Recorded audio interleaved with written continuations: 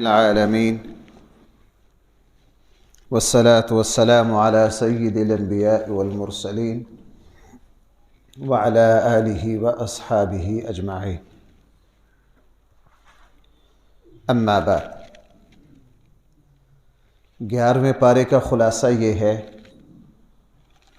کہ غزوہ تبوک کے لیے جب رسول اکرم صلی اللہ علیہ وسلم تشریف لے گئے، یہ اللہ کے نبی کی زندگی کا تقریباً آخری اور سب سے مشکل ترین غزوہ اور جنگ اور جہاد تھا، اور اس جنگ میں قرآن کریم نے صاف طور پر اشارہ دے دیا تھا کہ جو اللہ کے مخلص بندے ہیں وہی نکلیں گے۔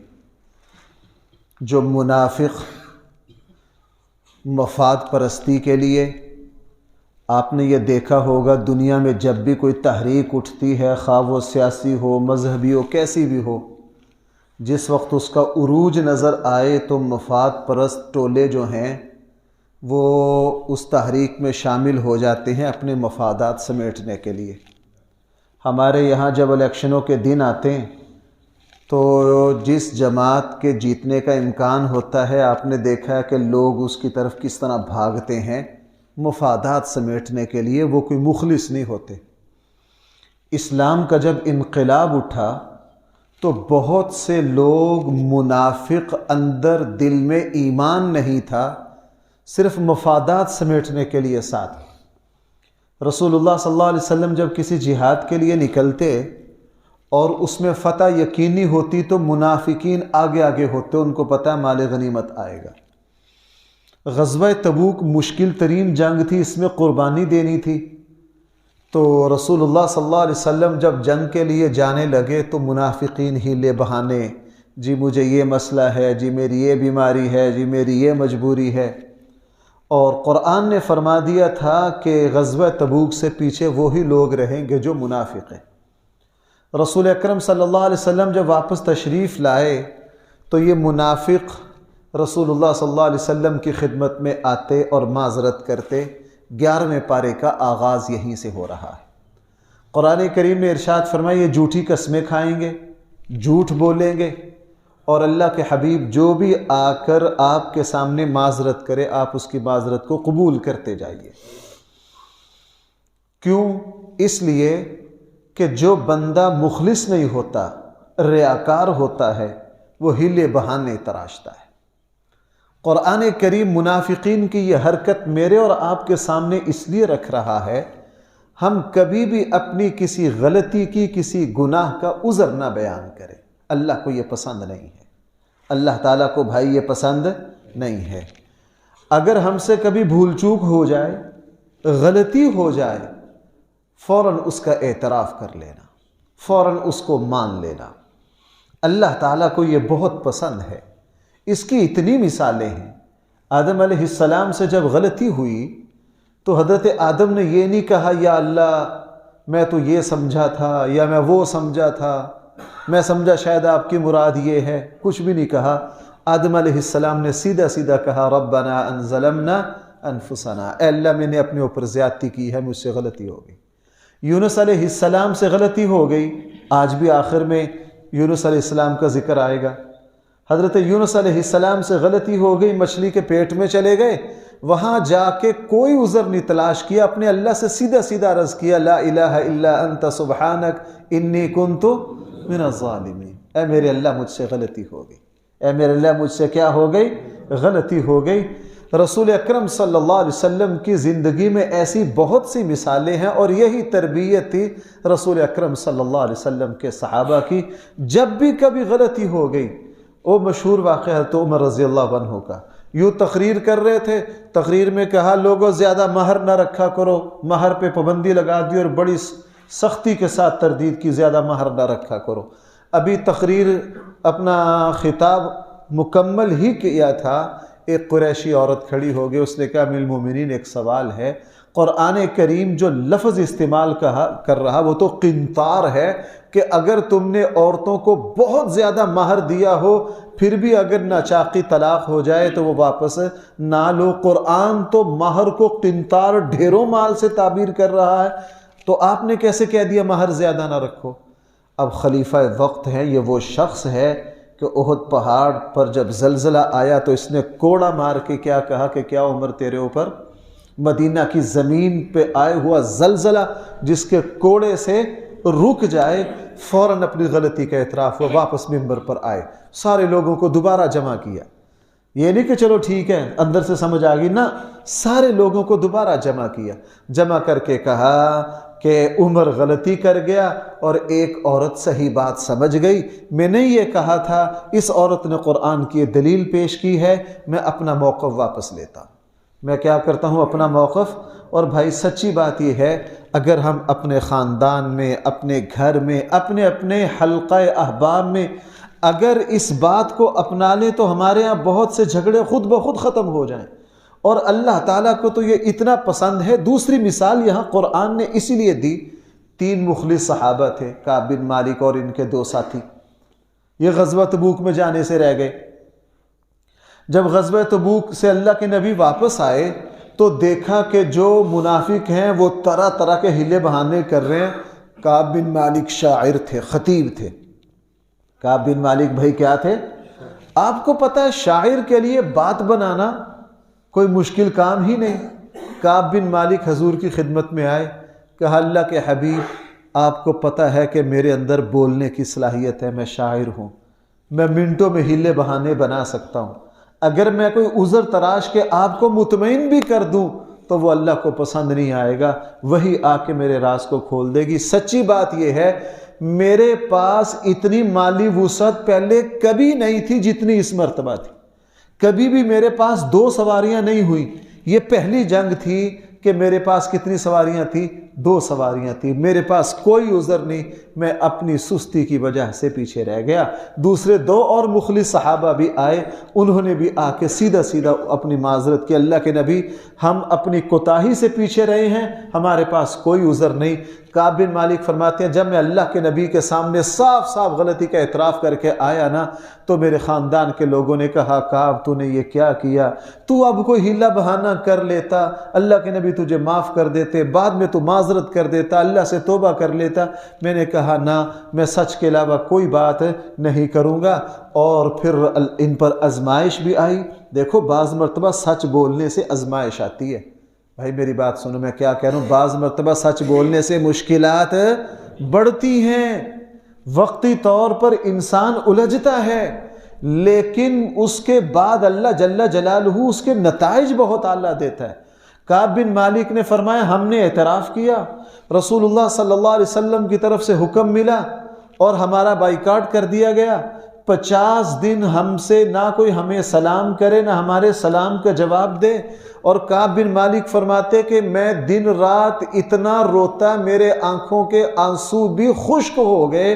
میں کس وجہ سے روتا؟ اس وجہ سے کہ اگر اسی حالت میں مر گیا تو اللہ کے نبی میرے اوپر جنازہ نہیں پڑھیں گے، اگر اسی حالت میں اللہ کے نبی دنیا سے تشریف لے گئے تو میں مدینہ میں یوں ہی بے یار و مددگار دھکے کھاتا رہوں گا، قیامت تک کوئی مجھ سے سلام صاف صاف اللہ کے نبی کے سامنے۔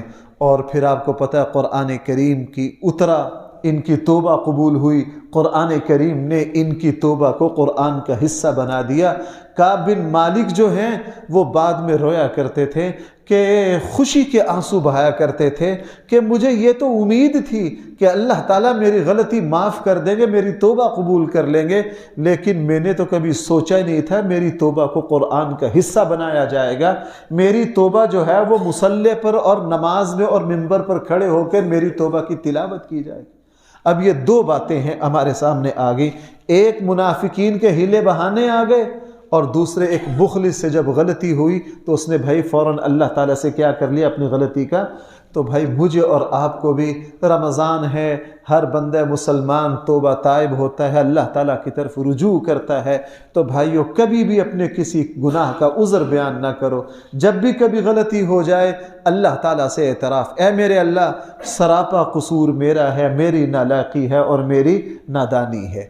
قرآن کریم نے 11ویں پارے میں رسول اللہ صلی اللہ علیہ وسلم کے صحابہ کی تعریف کرتے ہوئے فرمایا اللہ تعالیٰ ان سے راضی ہو گیا چونکہ رسول اللہ صلی اللہ علیہ وسلم کے صحابہ نے اللہ کے نبی کا ساتھ ایسا دیا، پوری انسانی تاریخ میں کوئی ایسا لیڈر نہیں کہ اس کے ساتھیوں نے اس طرح اپنا مال جان سب کچھ وار دیا ہو جس طرح رسول اللہ صلی اللہ علیہ وسلم کے صحابہ نے۔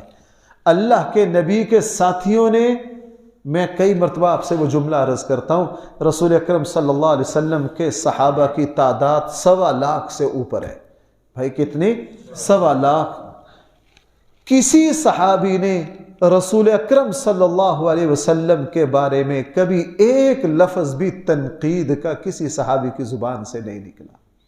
دنیا میں کوئی لیڈر ایسا نہیں، بہت سے لوگ اس لیڈر کے ساتھ ہوتے ہیں، بعد میں کیا ہو جاتے ہیں؟ الگ ہو جاتے ہیں، اور الگ ہو کر اپنے لیڈر کو ہی برا بھلا کہتے ہیں۔ دنیا میں کوئی لیڈر ایسا نہیں ہے، کوئی لیڈر ایسا نہیں ہے جس کے اوپر اس کے قریبی لوگوں نے تنقید نہ کی ہو، لیکن رسول اکرم صلی اللہ علیہ وسلم کے صحابہ 1.25 لاکھ سے اوپر، جس سے بھی پوچھتے اتنا ادب۔ حضرت عمر بن عاص رضی اللہ عنہ بڑے صحابی ہیں، فاتح مصر ہیں۔ حضرت عمر بن عاص رضی اللہ عنہ سے ایک مرتبہ ان کے بیٹے پوتوں نے مل کر یہ درخواست کی کہ فلاں صحابی رسول اللہ صلی اللہ علیہ وسلم کا حلیہ بیان کرتے ہیں، ہم نے تو اللہ کے نبی کو نہیں دیکھا، آپ بھی ہمارے سامنے بیان کریں کہ اللہ کے نبی کا حلیہ کیسا ہے۔ تو عمر بن عاص تھوڑی دیر سوچ میں رہے اور خاموش رہے۔ ان کے جو پوتے وغیرہ چھوٹے بیٹے جو ان کے پاس بیٹھے تھے، ان کے اعزہ خاندان کے، وہ کہنے لگے ابا جی آپ تو سوچ میں پڑ گئے، کیا آپ نے حضور کے ساتھ جنگوں میں شریک نہیں ہوئے؟ آپ نے اللہ کے نبی کو دیکھا نہیں؟ حضرت عمر بن عاص نے کہا میں حضور کے ساتھ ساری جنگوں میں شریک بھی رہا ہوں، اور اپنی زندگی کا آخری حصہ اللہ کے نبی کے ساتھ نمازیں بھی پڑھتا رہا ہوں، میں نے تو اللہ کے نبی کی دن رات زیارت کی ہے، لیکن میں حضور کا حلیہ نہیں بیان کر سکتا۔ وجہ یہ ہے کہ میں نے ادب کی وجہ سے کبھی بھی نظر بھر کے حضور کو نہیں دیکھا، ہماری جرت نہیں ہوتی تھی کہ اللہ کے نبی کو نظر بھر کے دیکھ لیں، اتنا احترام۔ تو قرآن کریم نے فرمایا کہ رسول اللہ صلی اللہ علیہ وسلم کے جتنے ساتھی ہیں اللہ تعالیٰ ان سے بھائی کیا ہو گیا؟ راضی ہو گیا۔ اس میں کوئی شک نہیں، اسلام کے انقلاب کو اٹھانے میں، قرآن کو محفوظ کرنے میں، حضور کے ارشادات کو ہم تک پہنچانے میں اور اسلام کو ہم تک پہنچانے میں رسول اللہ صلی اللہ علیہ وسلم کے صحابہ نے بہت کردار ادا کیا۔ اور بھائی 11ویں پارے میں قرآن کریم نے مسجد زرار کا ذکر کیا۔ ابو عامر ایک راہب تھا۔ رسول اکرم صلی اللہ علیہ وسلم کے مدینہ آنے سے پہلے 2 شخص قیادت کے خواب دیکھ رہے تھے، ایک دنیاوی قیادت کا اور ایک دینی قیادت کا۔ عبداللہ بن ابی جو منافقین کا سردار تھا، یہ دنیاوی قیادت کے خواب دیکھ رہا تھا مدینہ منورہ میں، اور اللہ کے نبی کے مدینہ آنے سے پہلے تقریباً مدینہ کے دائیں بائیں کے قبائل اس کو اپنا سردار بنانے پر تقریباً متفق ہو گئے تھے۔ اس کے لیے تاج بھی بنوا لیا گیا تھا، اور حج کے دن آگے طے یہ ہوا کہ حج کے بعد ان کی کیا کی جائے گی؟ تاج پوشی کی جائے گی۔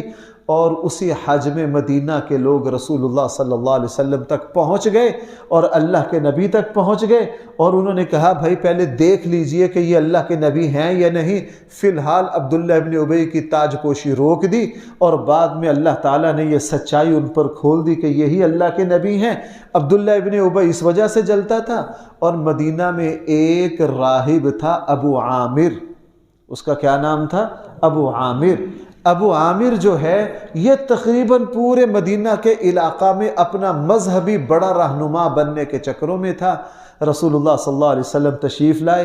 آپ کو پتہ ہے کھرے سونے کے سامنے 2 نمبر سکہ چلا نہیں کرتا، یہ سارے مارکیٹ کے 2 نمبر سکے تھے۔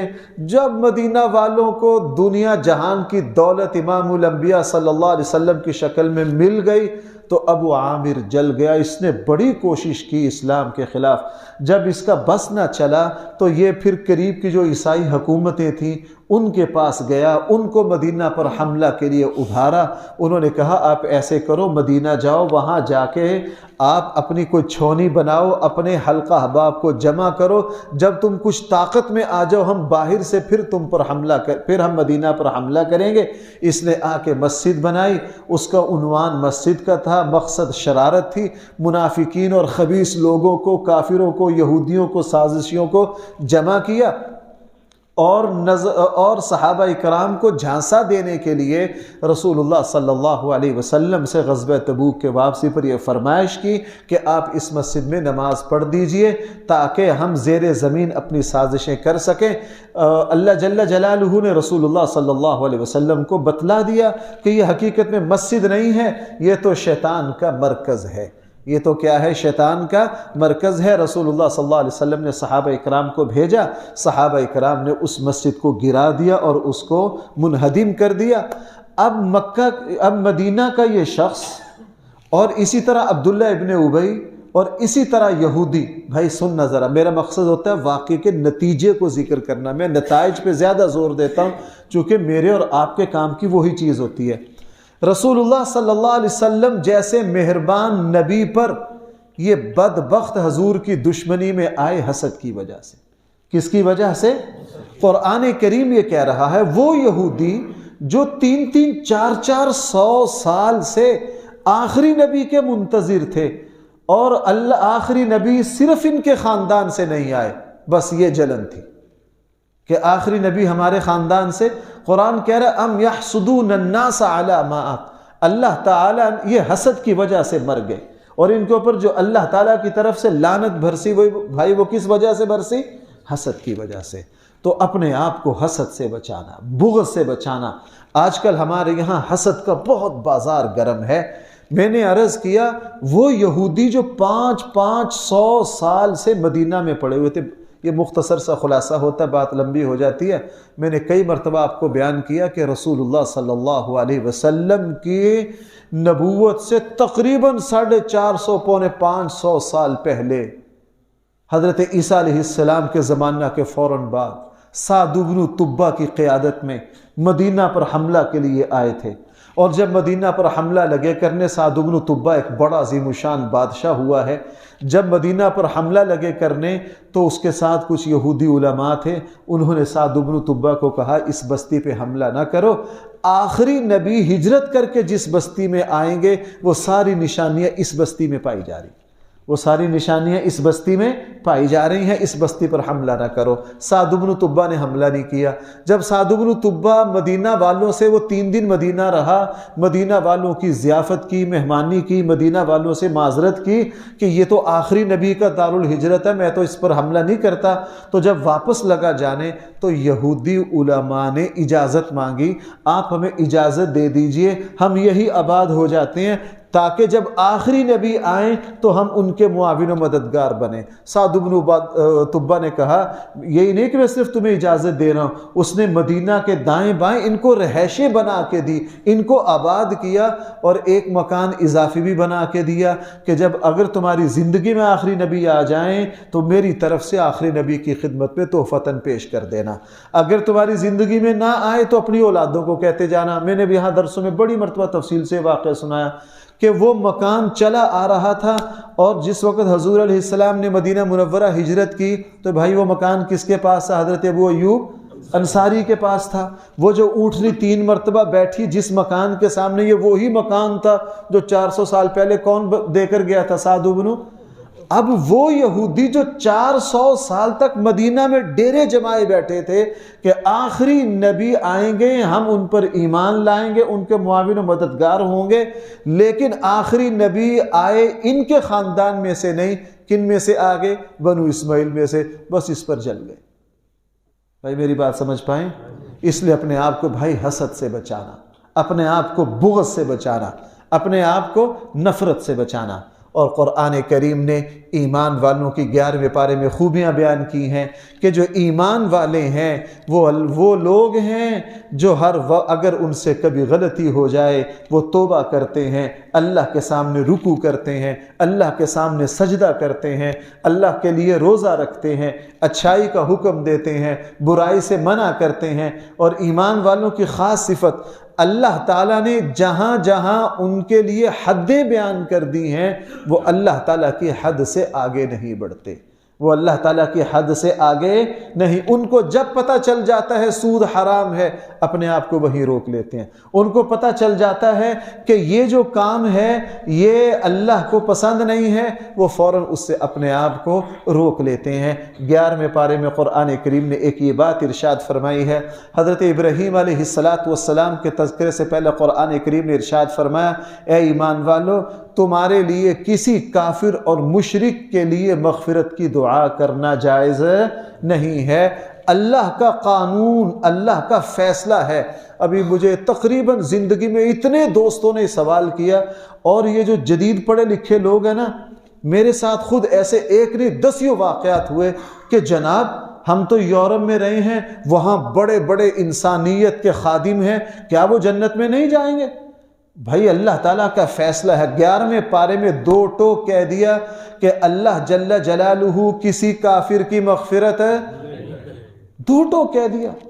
باقی رہا قرآن نے کہا ابراہیم علیہ السلام نے اپنے والد کے لیے مغفرت کی دعا کی، وہ اس وقت تک تھی جب تک ان کے والد زندہ تھے، جب تک کوئی مشرک کافر زندہ ہو ہم اس کے لیے ہدایت کی دعا کر سکتے ہیں۔ جب کسی کافر کا انتقال ہو جائے تو ہم اس کے لیے مغفرت کی دعا، قرآن کریم نے تقریباً 10 مقام پر یہ بات فرمائی کہ ہم کسی کافر کی مغفرت نہیں کریں گے، تم کسی کافر کے لیے مغفرت کی دعا نہیں کر سکتے۔ اور بھائی قرآن کریم نے پھر 11ویں پارے میں ایک یہ بات ارشاد فرمائی ہے، اے ایمان والو، تم ہر حال میں تقوی اختیار کرو، تنہائی میں بھی لوگوں کے سامنے بھی۔ دیکھو بھائیو، ہم دیندار ہے یا نہیں اس کا پتہ چلے گا تنہائی کی زندگی سے۔ بھائی میری بات سننا، اس کا پتہ چلے گا کس سے؟ لوگوں کے سامنے تو میں ممبر پر بیٹھا دن رات ممبر پر ڈھول کی طرح بولتا ہوں، قرآن بیان کرتا ہوں، لیکن میری دینداری کا پتہ اس وقت چلے گا کہ جس طرح میں یہاں بیٹھ کر اللہ سے ڈرتا ہوں، یہ دین کی بات کرتا ہوں، تنہائی میں بھی کروں۔ انسان کے دین کا پتہ اس وقت چلتا ہے جس وقت وہ طاقتور ہو، وہ ظلم اور زیادتی کر سکتا ہو، پھر بھی ظلم نہ کرے، پھر بھی ظلم۔ بھائی میری بات سمجھ پا رہے ہیں؟ انسان ایک طاقت میں ہو، صاحب اقتدار ہو، وہ برائی کرنا چاہے پھر بھی کر سکتا ہے۔ یہ اپنی فیکٹری کے کرسی پر بیٹھا ہے اور آگے ایک ملازم ہے، اس بیچارے کی کوئی حیثیت نہیں، یہ 1 منٹ پر جو ظلم اور زیادتی اس پر کرنا چاہے کر سکتا ہے، لیکن یہ کس سے ڈرتا ہے؟ اللہ سے ڈرتا ہے۔ حدیث میں کیا ہے؟ انصاف کرنے والے بادشاہ اللہ کے عرش کے سامنے ہوگا کہ نہیں؟ کیوں بھائی مشہور حدیث ہے، اللہ کے عرش کے سامنے 7 طرح کے لوگوں کو جگہ ملے گی، ایک ان میں سے کون ہوگا؟ انصاف کرنے والا بادشاہ، انصاف کرنے والا بادشاہ۔ حضرت عمر بن عبدالعزیز رحمہ اللہ کی زندگی میں اتنے واقعات ہیں۔ ایک شخص نے حضرت عمر بن عبدالعزیز رحمہ اللہ کو سخت کلمات کہے، اس کی طرف دیکھا، خاموش ہو گئے، کچھ نہیں کہا۔ اس نے پھر بدتمیزی کی، 2-3 مرتبہ اس نے سخت کلمات کہے، کچھ نہیں کہا۔ اور بعد میں اس نے کہا کہ جی میں نے تو صرف آپ کو آزمانے کے لیے کہا تھا کہ آیا آپ میرے سر قلم کے آرڈر جاری کرتے ہیں کہ نہیں، لیکن آپ کو کچھ نہیں ہوا۔ حضرت عمر بن عبدالعزیز نے پتہ کیا فرمایا؟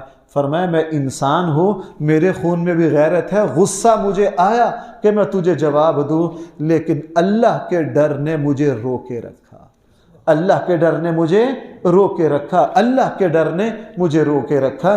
تو بھائی قرآن نے فرمایا تنہائی میں بھی اللہ سے ڈرو اور لوگوں کے سامنے بھی کس سے ڈرو؟ اللہ سے ڈرو۔ اور ایک بات یہ ارشاد فرمائی، اے ایمان والو نیک لوگوں کے ساتھ رہو، اپنی صحبت کو اچھا رکھو، اپنا اٹھنا بیٹھنا دینداروں کے ساتھ رکھو۔ میں اس کو اپنے بیانوں میں بہت اس بات کو عرض کرتا ہوں، ہماری جو نئی نسل ہے، ہماری نئی نسل میں جتنی خرابیاں پیدا ہوئی ہیں وہ بری صحبت کی وجہ سے ہوئی ہیں۔ آپ تھانوں میں جاؤ، جیلوں میں جاؤ. کئی سال پہلے مجھے جیل میں ایک بیان کرنے کا اتفاق ہوا، تو وہاں مجھے جب میرے سامنے صورتحال آئی کہ جتنے لوگ بڑے بڑے جرائم کے مرتکب ہوئے، ان کی بنیادی وجہ یہ تھی کہ ان کا اٹھنا بیٹھنا غلط لوگوں کے پاس تھا. مجھے ایک مرتبہ ایک منشیات کے ادارے میں جانے کا اتفاق ہوا، وہاں جتنے لوگ منشیات کے عادی بنے اکثر کالج یونیورسٹی میں اپنے یار دوستوں کے ذریعے بنے. آپ دیکھ لیجئے ہماری نئی نسل میں جہاں برائی آئی ہے کس کی وجہ سے آئی ہے؟ برے دوستوں کی وجہ سے آئی ہے. اس لیے قرآن نے فرمایا وَقُولُوا مَعَ الصَّادِقِينَ. کن لوگوں کے پاس بیٹھو؟ حضرت عمر رضی اللہ عنہ جیسی ہستی. بھائی سننا میری بات، رسول اللہ صلی اللہ علیہ وسلم سے پتہ نہیں کتنی بار سنا کہ عمر جنتی ہیں. عمر کیا ہیں؟ اللہ کے نبی سے سن لیا کہ میرے بعد اگر کوئی نبی ہوتا تو کون ہوتے؟ اللہ کے نبی سے سن لیا کہ عمر جس راستے پر چلے شیطان ہے. اللہ کے نبی سے سن لیا کہ میری امت میں سب سے زیادہ حق جس کو جلدی سمجھ میں آتا ہے وہ حضرت عمر ہے. وہ کون ہے؟ حضرت، شاید آگے جا کے سورہ نور میں ان کی مثالیں دوں، لیکن حضرت عمر رضی اللہ عنہ ایک دن پتہ کہ غلام کو بھیجا پتہ کر کے ابی بن کعب کدھر ہے؟ کہا جی اپنی حویلی میں ہیں. حضرت عمر گئے، جا کے ابی بن کعب کے پاس بیٹھ گئے. حضرت ابی بن کعب بھی ظاہر خلیفہ وقت ہیں، بڑے تھے، کافی دیر بیٹھے رہے. سمجھ نہ آئے کہ بڑے اہتمام سے میرے پاس آئے ہیں، کوئی مقصد تو ہے نہیں، کوئی مقصد تو ہے نہیں. جب کافی دیر بیت گئی کہا امیر المومنین آپ کے آنے کا کوئی خاص مقصد ہے؟ آپ کس لیے آئے ہیں؟ کہنے لگا کام کوئی نہیں، میں صرف تیرے پاس بیٹھنے کے لیے آیا ہوں، میں صرف تیرے پاس بیٹھنے کے لیے. پوچھا کیوں؟ کہنے لگا دن رات خلافت کے کاموں میں لگا رہتا ہوں، دن رات خلافت کے انتظامی کاموں میں لگا رہتا ہوں، پھر میں محسوس کرتا ہوں کہ میرے ایمان میں کچھ کمزوری آ گئی ہے، پھر میں آپ لوگوں کے پاس آ کر بیٹھتا ہوں تاکہ میرا ایمان ترقی کرے. تاکہ کیا کرے؟ یہ جو حضور نے فرمایا نا دین میں اپنوں سے اچھوں کو دیکھو. بھائی دین میں کس کو دیکھو؟ اور دنیا میں اپنے سے نیچے والوں کو دیکھو.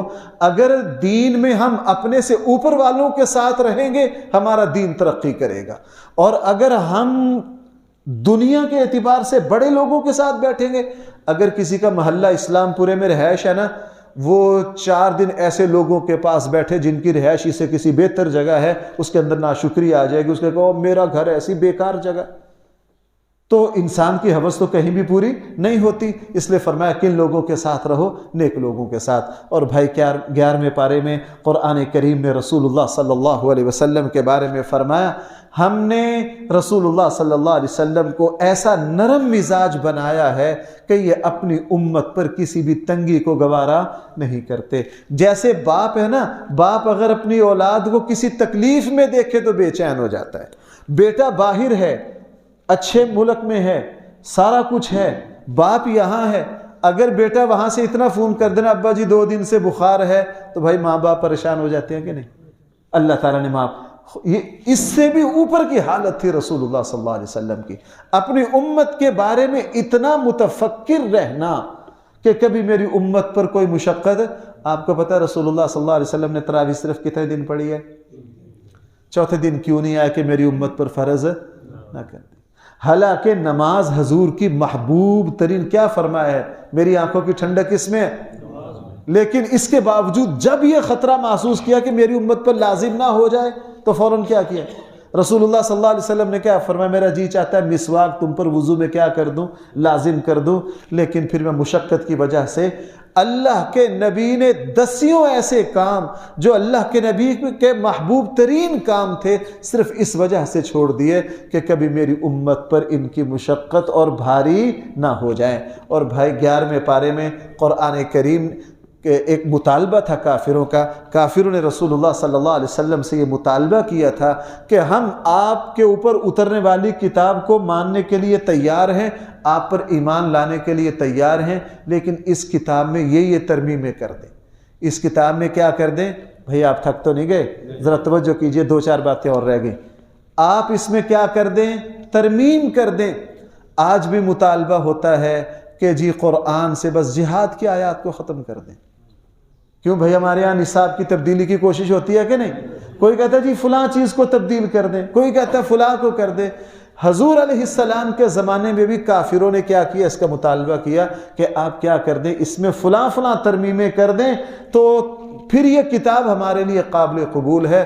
رسول اللہ صلی اللہ علیہ وسلم نے اس کا جو جواب دیا وہ خود قرآن کا حصہ ہے۔ فرمایا کہ میں پابند ہوں میرے اللہ کی طرف سے، جو میرے اوپر اتر رہا ہے میں نے اسی پر عمل کرنا ہے۔ میں نے کیا کرنا ہے؟ میں اپنی طرف سے اس میں کسی طرح کی کوئی ترمیم نہیں کر سکتا، اور میں کبھی بھی جھوٹ اس میں شامل نہیں کر سکتا۔ صحیح بخاری میں ہے وہ مشہور واقعہ، میں اس کا بہت زیادہ حوالہ دیتا ہوں، میرے درسوں میں اس کا تذکرہ بار بار آتا ہے۔ جس وقت رسول اللہ صلی اللہ علیہ وسلم نے قیصر کو اسلام کی دعوت کا خط لکھا اور قیصر نے پتہ کروایا کہ یہاں کوئی عرب کی زمین سے قافلہ آیا ہوا ہے، اتفاق سے حضور کے دشمن وہاں گئے ہوئے تھے۔ بھائی کن کا قافلہ تھا وہ؟ مکہ والوں کا۔ اور وہ زمانہ یہ تھا کہ مکہ اور مدینہ کی جنگیں چل رہی تھی، 2 جنگیں ہو چکی تھی، غزوہ احد اور غزوہ بدر ہو چکا تھا، اور ابو سفیان کو ہرقل نے بلایا۔ اس میں ایک بات ہے جس کا قرآن نے یہاں ذکر کیا۔ ابو سفیان سے ہرقل نے پوچھا وہ تمہارے اندر کتنا عرصہ رہے؟ انہوں نے کہا جی 40 سال۔ اس کے بعد نبوت کا دعویٰ کیا، پھر کتنا عرصہ رہے؟ 13 سال۔ تو 40 اور 13 کتنے ہو گئے؟ اس کے بعد کہاں تشریف لے گئے؟ مدینہ۔ تمہارے اندر 53 سال رہے۔ ہرقل نے ابو سفیان سے پوچھا ان 53 سالوں میں تم نے اس ہستی کی زبان سے کبھی جھوٹ سنا ہے؟ تو ہرقل نے کہا نا نا نا نا، کسی نے اس کی زبان سے ایک بال کے برابر بھی جھوٹ ہے؟ ہرقل نے آگے سے پتہ کیا کہا ابو سفیان کو کہ جناب جنہوں نے دنیا کے معاملات میں 53 سال میں اس ہستی سے کوئی جھوٹ نہیں سنا، وہ ہستی اللہ کے بارے میں کیسے جھوٹ بول سکتی؟ وہ ہستی اللہ کے بارے میں کیسے؟ اس لیے یہ علامت ہے اس بات کی کہ وہ کیا ہیں؟ وہ اللہ کے نبی ہیں۔ اور بھائی آخری 2 باتیں، قرآن کریم نے 11ویں پارے میں اپنے ولی اللہ کے دوست بننے کا طریقہ بھی بیان کیا۔ میں اس کو بھی بہت بیان کرتا ہوں۔ اللہ کا ولی کون ہے؟ ہمارے یہاں اللہ کے ولی کا کوئی اور معیار ہے۔ ہمارے یہاں اللہ کا ولی وہ ہوگا جو پیر صاحب ہو، جو گدی نشین ہو، اور اللہ کا ولی وہ ہوگا جس کے وہ تیلے والے وہ جو شیروانی پہنی ہو، اس کی لمبی چوڑی پگڑی ہو، اس کے ہاتھ میں تسبیح ہو، اس کے خلیفے ہوں، اور سالانہ نظر و نیاز ہوتا ہو۔ بھائی ہم اللہ کا ولی اسی کو سمجھتے ہیں؟ بھائی آپ تھک تو نہیں رہے؟ قرآن سے پوچھ لیجئے اللہ کا ولی کون ہے۔ 11ویں پارے میں فرمایا الا ان اولیاء اللہ لا خوف علیہم ولا هم يحزنون۔ اللہ کے ولی وہ لوگ ہیں جن میں کتنی خوبیاں؟ الذین آمنوا وکانوا یتقون، جو اللہ پر ایمان رکھتے ہیں اور تقوی اختیار کرتے ہیں۔ ہر وہ مسلمان اللہ کا ولی ہے جو صاحب ایمان ہے اور متقی پرہیزگار ہے۔ اور قرآن نے یہ جو اللہ کے متقی ہونے کی جو 2 خوبیاں بیان کی ہیں، ہر بندہ متقی بن سکتا ہے، ہر بندہ اللہ کا ولی بن سکتا ہے۔ اس لیے ولایت کے لیے جو قرآن نے کہا ہے وہی معتبر ہے۔ تو بھائی رسول اللہ صلی اللہ علیہ وسلم کے سارے صحابہ اللہ کے ولی ہیں یا نہیں؟ اللہ کے ولی ہیں۔ اس لیے ہم نے یہ جو سمجھ لیا ہے کہ ولی پتہ نہیں کس بلا کو کہتے ہیں، اس کے لیے کوئی اسپیشل نصاب ہے، کوئی نصاب نہیں ہے۔ جس کا ایمان جتنا کامل، جو جتنا بڑا متقی ہے، وہ اتنا ہی بڑا کیا ہے؟ اللہ کا ولی ہے۔ بھائی یہ بات کو مولوی صاحب کو پیر صاحب کہہ رہے ہیں یا اللہ کا قرآن کہہ رہا ہے؟ اللہ کا قرآن کہہ رہا ہے۔ اور بھائی آخری بات، 11ویں پارے کے آخر میں قوم یونس کا ذکر کیا ہے قرآن نے۔ اللہ تعالیٰ نے حضرت یونس علیہ السلام کی قوم کے ساتھ ایک ایسا معاملہ کیا جو اللہ تعالیٰ نے کسی اور قوم کے ساتھ نہیں کیا۔ وہ یہ کہ اللہ تعالیٰ نے یونس علیہ السلام کو ان کی طرف نبی بنا کر بھیجا۔ یونس علیہ السلام نے اللہ کا پیغام پہنچاتے رہے۔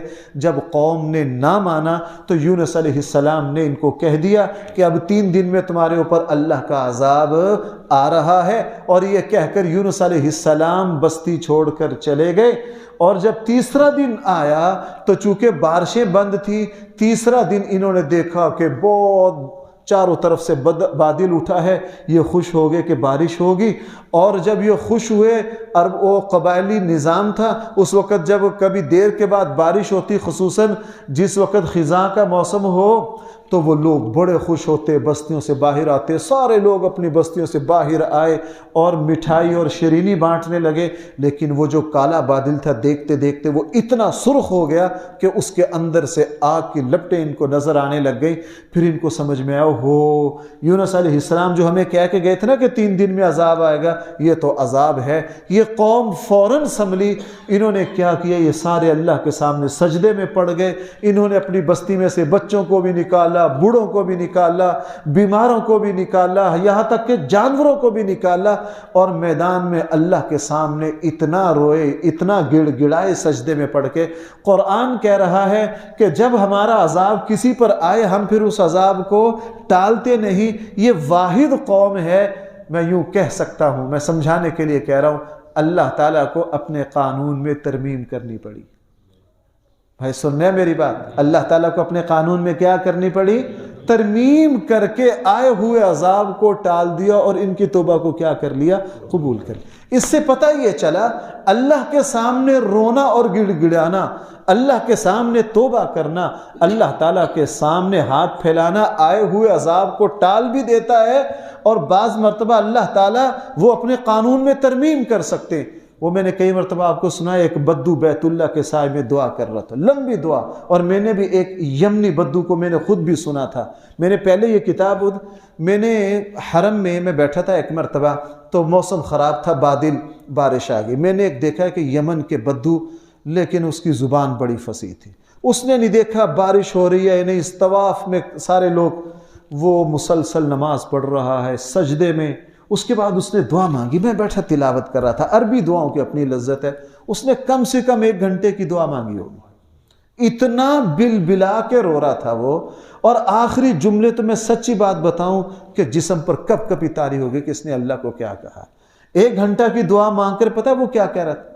اس نے کہا، اے میرے اللہ، اگر میری دعا آپ کے ضابطوں کے مطابق نہیں ہے، آپ نے میری دعا کو قبول نہیں کرنا، یا اللہ تو میرا رب ہے، میں تیرا بندہ ہوں، پھر بھی اپنا ضابطہ توڑ میری دعا کو قبول کر، اس لیے کہ تو اگر اپنے ضابطے کو توڑتے تجھے کوئی پوچھ نہیں سکتا۔